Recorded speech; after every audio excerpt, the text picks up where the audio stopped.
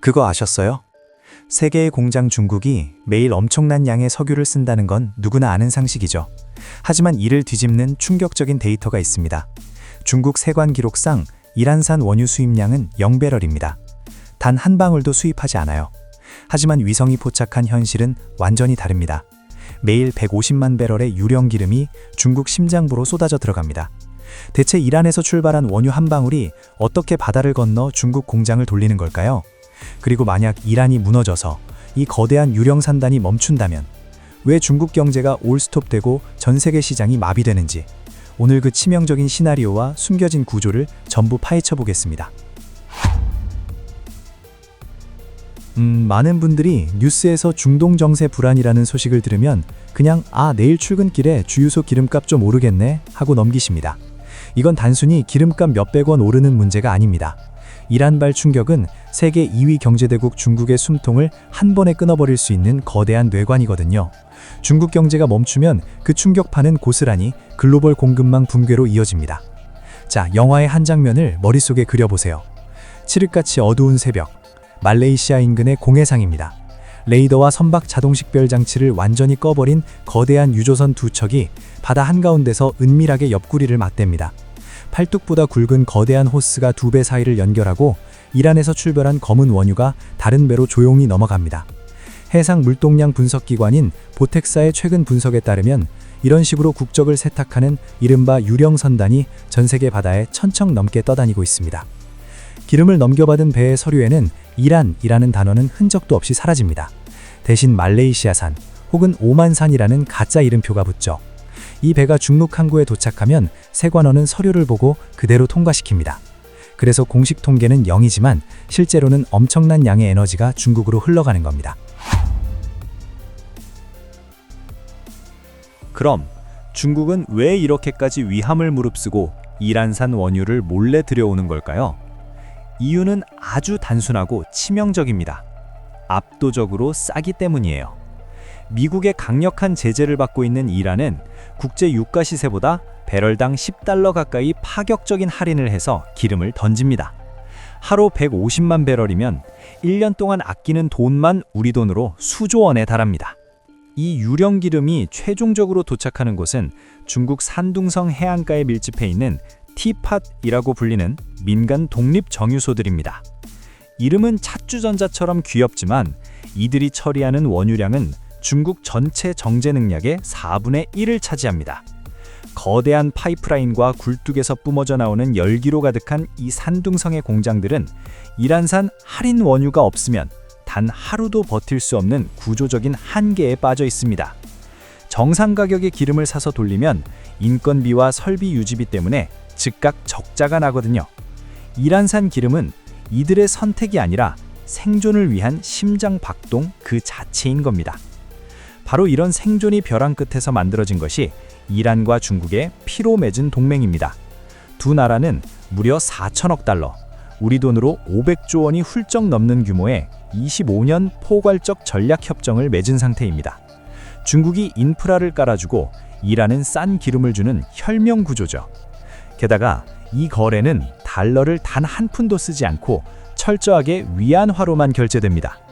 월스트리트 저널의 탐사 보도에 따르면 미국이 장악한 글로벌 금융결제망인 스위프트를 완전히 우회하는 그들만의 생태계를 만든 겁니다. 하지만 만약 이란이 무너질 위기에 처해 중국이 다른 중동 국가에서 기름을 사야 한다면 어떻게 될까요? 당장 위안화가 아닌 달러를 내야 하고 미국의 금융망을 거쳐야 합니다.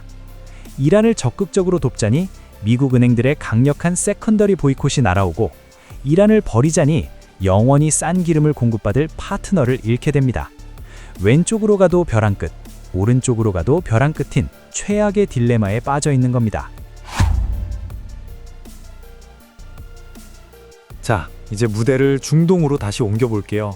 이란과 아라비아 반도 사이에는 호르무즈 해협이라는 곳이 있습니다. 가장 좁은 곳의 폭이 고작 33km에 불과해요. 서울에서 수원 정도의 거리밖에 안 됩니다. 그런데 전 세계 해상으로 이동하는 석유의 약 30%가 이 비좁은 바닷길 하나를 통과합니다. 만약 이란 정세가 극도로 악화되어서 이 호르무즈 해협이 봉쇄되거나 타격을 받는다면 어떤 일이 벌어질까요? 물리적으로 배가 못 지나가는 게 첫 번째 문제가 아닙니다. 블룸버그가 집계한 최근 금융 데이터를 보면 해협의 긴장감이 조금만 돌아도 영국, 로이드 등 글로벌 보험사들이 선박 전쟁 보험료를 순식간에 수십 배로 올려버립니다.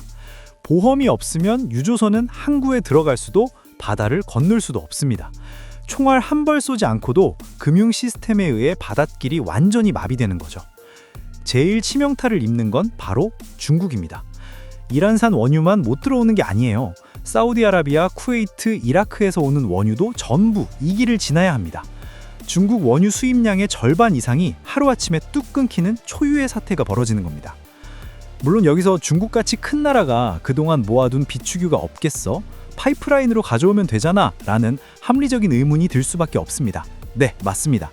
중국은 약 120억 배럴 규모의 전략 비축유를 가지고 있습니다.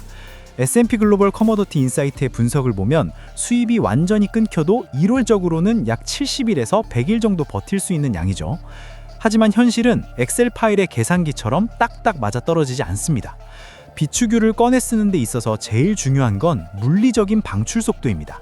거대한 지하 저장고에 있는 기름을 빼내서 전국 공장으로 쏘아 보내는 데는 엄청난 시간이 걸립니다. 필요하다고 내일 당장 수도꼭지 틀듯 콸콸 쏟아낼 수 없다는 뜻입니다.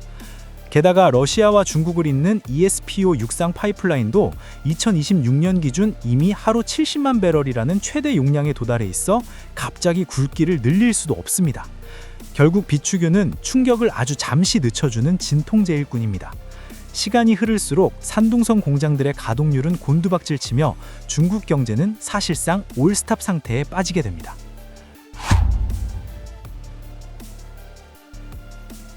이 거대한 혼란은 결코 중국 안에서만 끝나지 않습니다.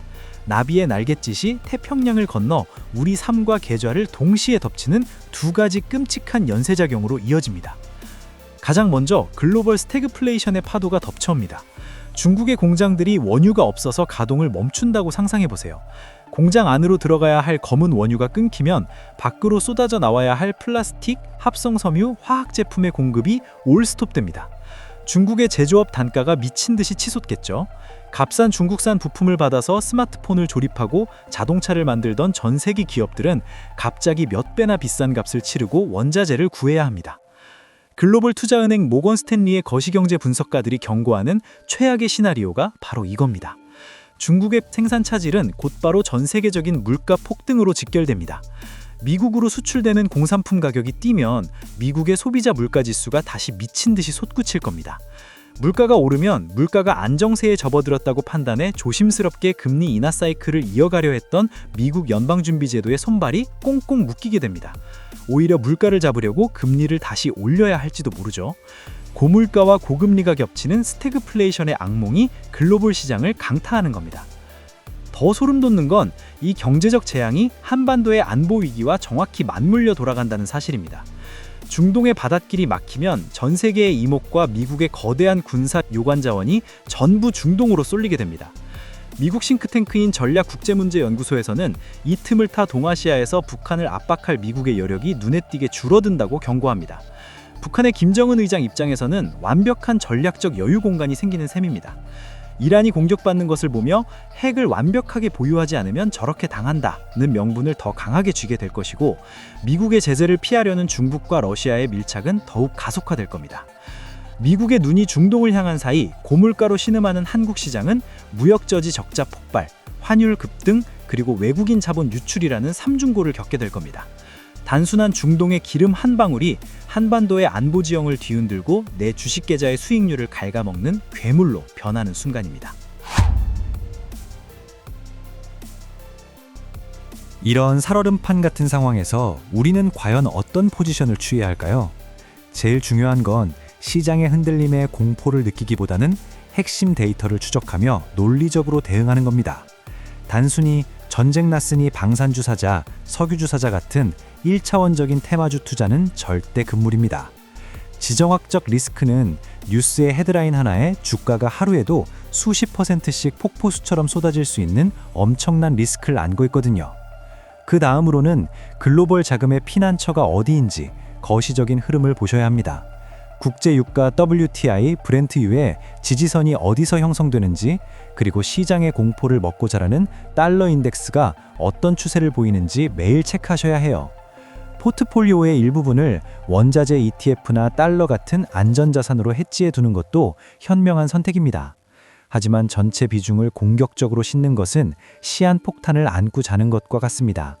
시장의 펀더멘털이 무너진 게 아니라 공급망의 일시적 발작이라면 오히려 우량한 기업들의 주가가 공포에 짓눌려 헐값이 되었을 때가 위기를 기회로 바꾸는 타이밍일 수도 있으니까요.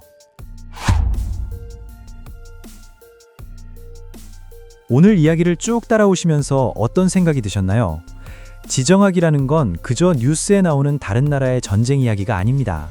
보이지 않는 거대한 파이프라인과 유령 선단, 그리고 글로벌 금융 시스템이 톱니바퀴처럼 맞물려서 우리의 통장 잔고와 직결되어 있는 복합적인 생태계입니다. 이란에서 시작된 작은 날갯짓이 중국 공장을 멈추고 연준의 금리를 흔들며 내 계좌의 숫자를 바꿀 수 있다는 이 소름 돋는 연결고리를 깨달으셨다면 여러분은 이미 평범한 투자자들을 훌쩍 뛰어넘는 거시적인 통찰력을 가지신 겁니다. 앞으로 어떤 위기가 오더라도 오늘 함께 나눈 이 통찰이 여러분의 소중한 자산을 지키는 튼튼한 방패가 되기를 진심으로 바랍니다. 저만 알고 싶은 경제 이슈, 남들은 놓치기 쉬운 진짜 금융 정보들을 앞으로도 계속 날카롭게 분석해 드릴 테니까요. 저희 채널 구독과 좋아요 꼭 부탁드립니다. 오늘 영상에서 나온 지수나 경제 용어를 본문 더보기란에 보기 좋게 정리해 놨어요. 투자 공부하실 때 참고하시면 좋을 거예요. 오늘도 긴 시간 저와 함께 경제 공부하시느라 고생 많으셨습니다. 여러분의 현명한 투자를 늘 응원합니다. 감사합니다.